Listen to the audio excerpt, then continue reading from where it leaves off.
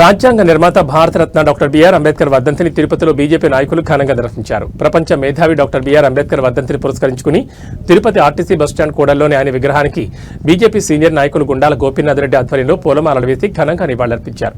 ఈ సందర్భంగా వారు మాట్లాడుతూ డాక్టర్ బిఆర్ అంబేద్కర్ రచించిన రాజ్యాంగం నేడు భారతదేశంలో గొప్ప ప్రజాస్వామ్య దేశంగా ప్రపంచంలో నిలిచిందని పేర్కొన్నారు.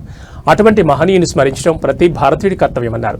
ఈ కార్యక్రమంలో పలువురు బీజేపీ నాయకులు మల్లారపు రవిప్రసాద్, కట్టమంచి చంద్రబాబు యాదవ్, డిఎంకే గణేష్, తొడమనాటి సుబ్రహ్మణ్యం రెడ్డి, కళాకారులు అక్కిపల్లి మునికృష్ణ యాదవ్, కేఎస్ ఓల్రెడ్డి, రాజశేఖర్ రెడ్డి, హరినాథ్ పాల్గొన్నారు.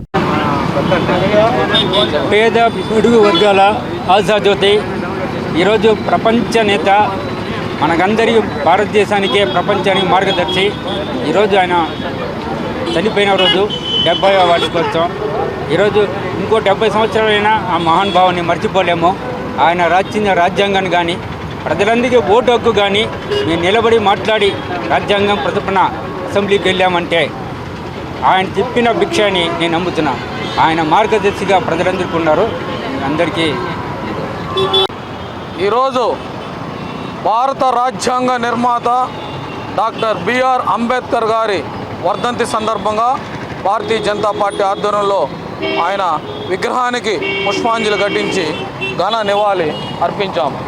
ఈరోజు మన అతిపెద్ద ప్రజాస్వామ్య దేశమైన మన దేశానికి రాజ్యాంగాన్ని రచించి మనమందరూ ఈరోజు సుఖమయ జీవితం గడుపుతున్నామంటే ఆ మహానుభావుడు రాసిన రాజ్యాంగం వల్లనే.